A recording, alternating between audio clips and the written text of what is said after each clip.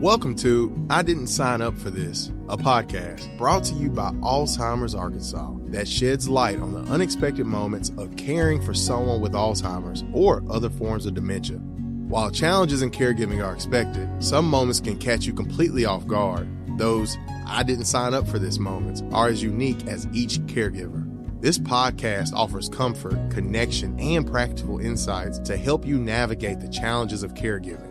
A heartfelt thank you to the families who share their experiences.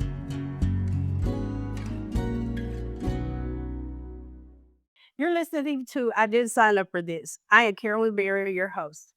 A reminder that the views expressed are those of the host and guests, not necessarily those of affiliated organizations. Content is for information or entertainment purposes only. It is not professional advice. A special thanks to Elder Independence Home Care for sponsoring this episode. Hello and welcome to our guest today, Jennifer. Thank you for sharing your story and telling us a little about yourself outside of being a caregiver. Good morning, Carolyn. I guess I've been at all of this basically since I was young. My husband and I married at 18 and 22. We've worked jobs all through those years. My life has somewhat changed as time went on. We moved to a smaller town. I worked in offices, couldn't find a job. Fell back on my child rearing experience since we had two boys.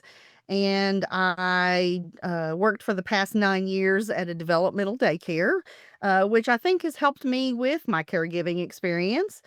But I retired in January, and so I am learning how to be a retired person and be a caregiver. My eldest son has one daughter, so we have a beautiful, energetic granddaughter that I love very much, and I love spending time with her.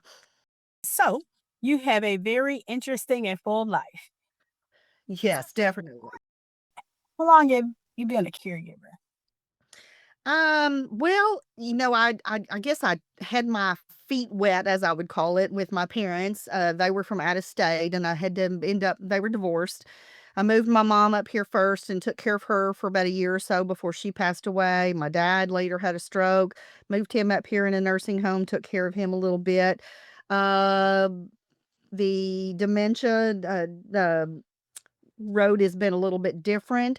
My husband took a hike, and on that hike he had a heart attack, and he was helicoptered in. They did a double bypass, and later that year he had a pacemaker defibrillator put in. As time went on, things kind of, I guess, got a little more difficult with his memory stuff, and he was later that year fired from his job because he was on expensive medicines like Eliquis and stuff. We weren't sure exactly what to do for dealing with things because he was not really kind of at that retirement age yet. And we relied on his military because he was in a 4-year stint when he was younger before we married.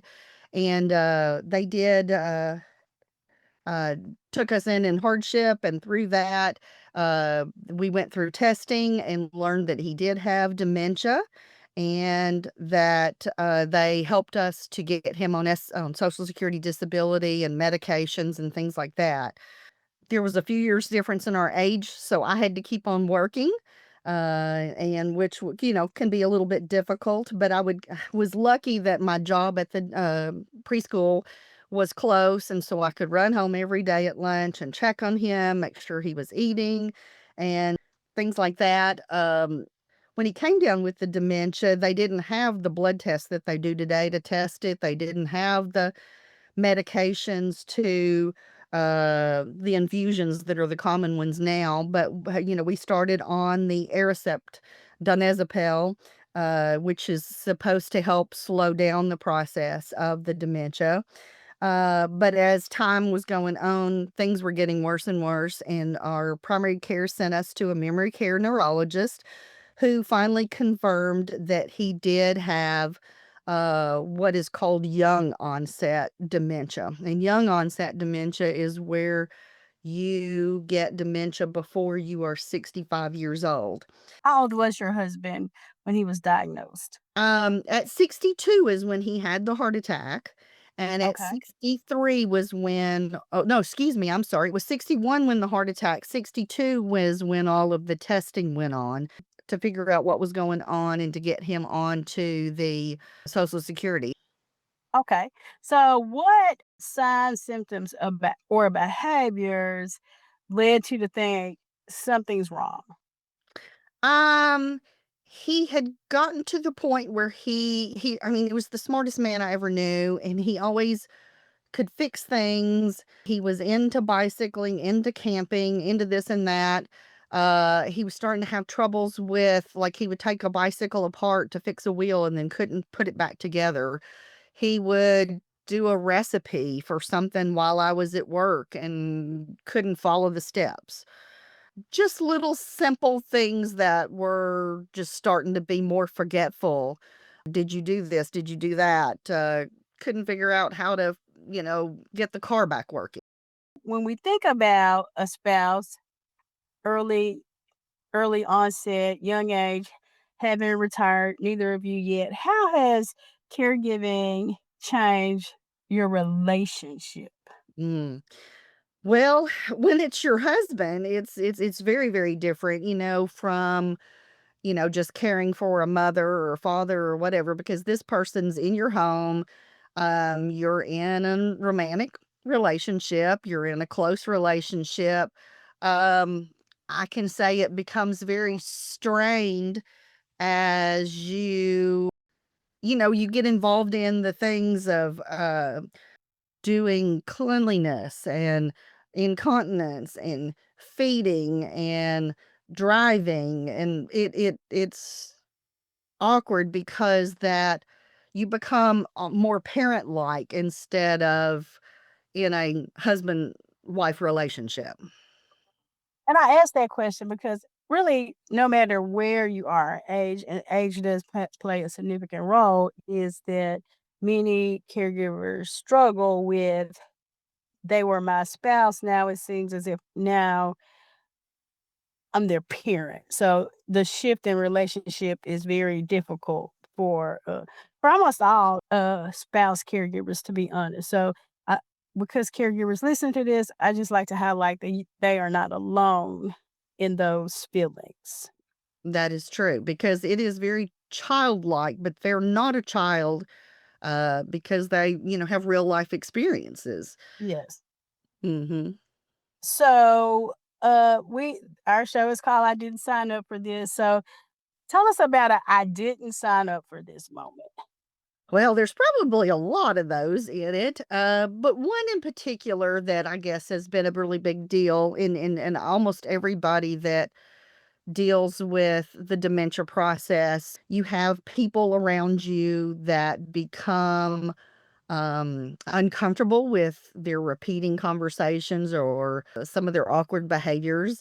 We've lived in our neighborhood for quite a long time, and we have a lot of what I call wonderful neighbors who have said that they would be there for us. But I believe that during the years that I was working and he was at home, he was, going out and talking with them and visiting with them. And I believe he kind of did what you call wore your welcome out.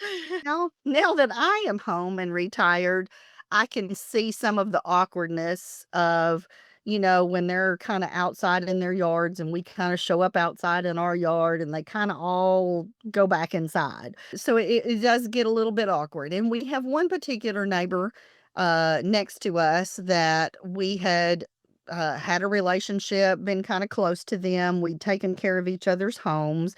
They went through a time period where they started traveling for about 6 months out of the year, and they had problems with a neighbor on the other side. And so then I guess Wayne repeating himself multiple times over and over and over again, that things got strained. He used to help me with mowing the yard, he used to help me do stuff. Now they basically will not speak with us at all. And I had a stent put in my heart about 2 years ago.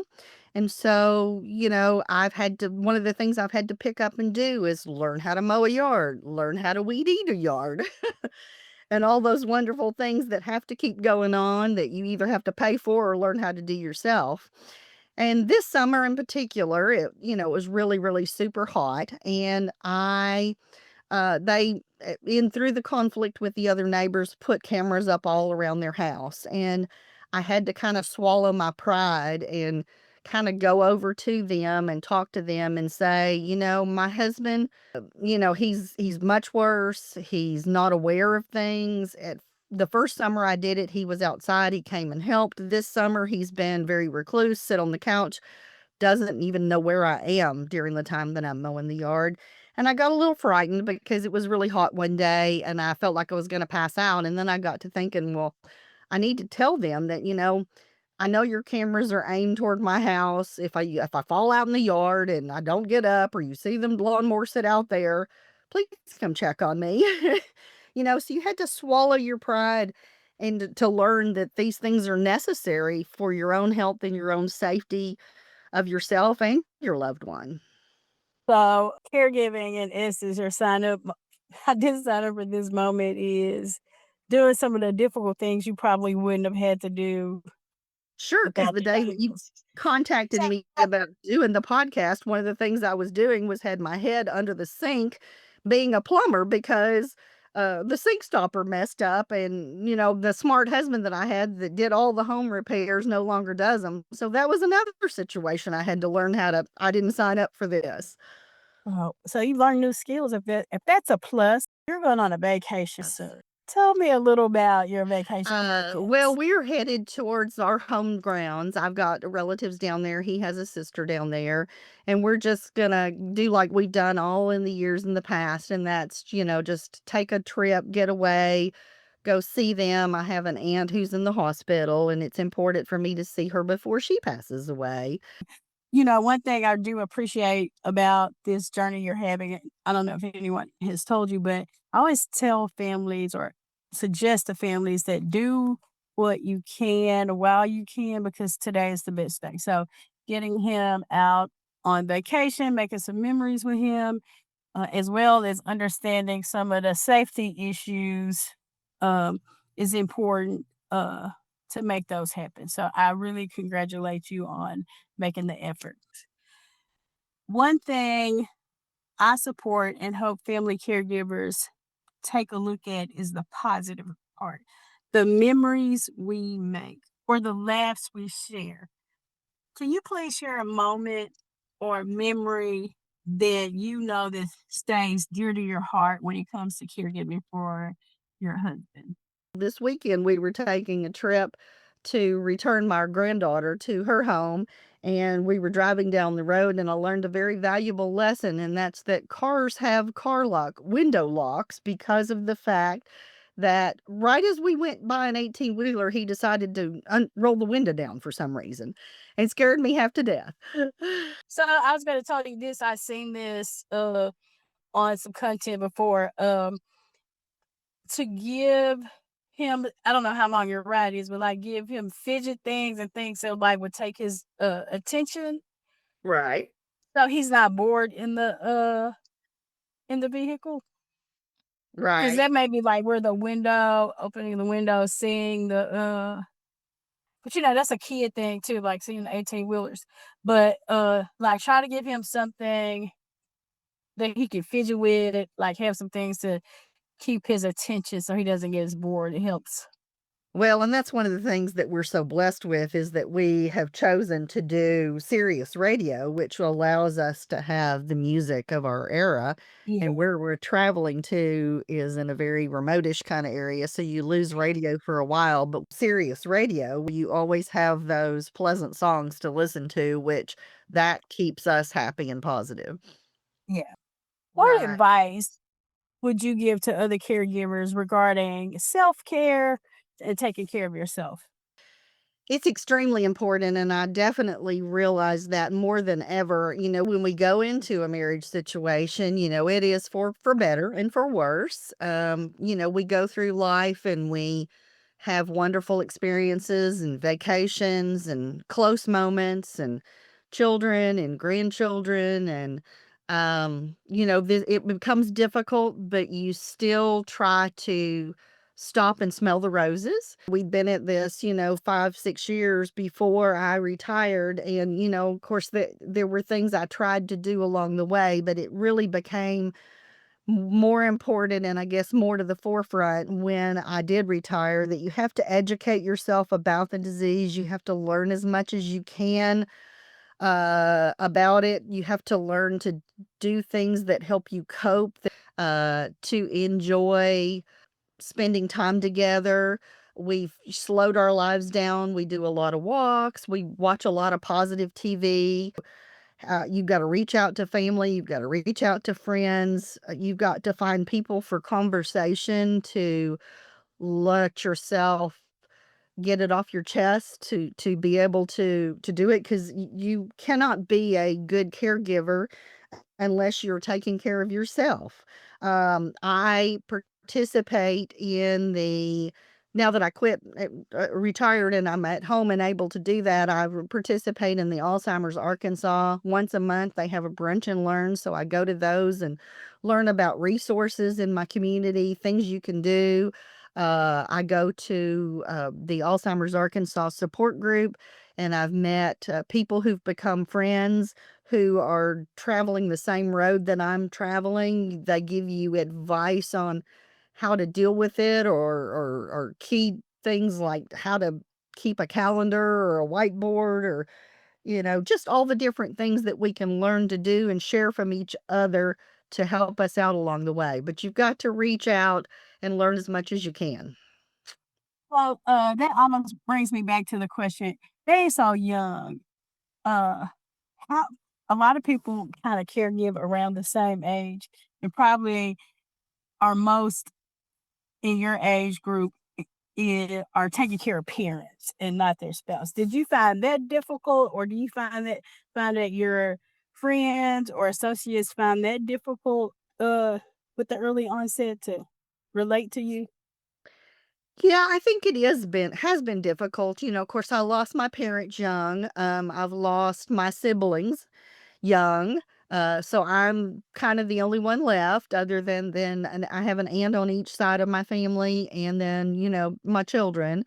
But I've also lost one of my sons to suicide, so that's been difficult. So just in general, people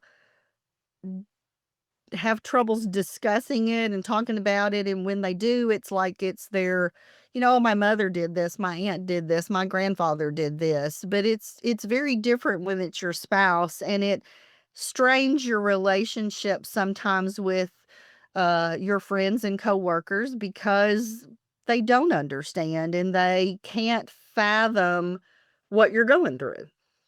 Yes. So that's another reason self-care is so important. Yeah. He has recently, come to the point that he doesn't know that we're married. We were watching the movie, I guess, Father of the Bride, a few weeks ago. And at the end of the movie, he said, "Boy, that's really awkward. And I don't understand why people do that." And I said, "Well, what do you not understand why people do?" And he said, "Well, I didn't ever get married. I didn't ever have to go through all of that." And I said, "Oh, you didn't?" I said, "So you're not married at all right now?" And he said, "No, I never did decide to ever get married. And so I don't." And so I asked him who I was, and he told me my name.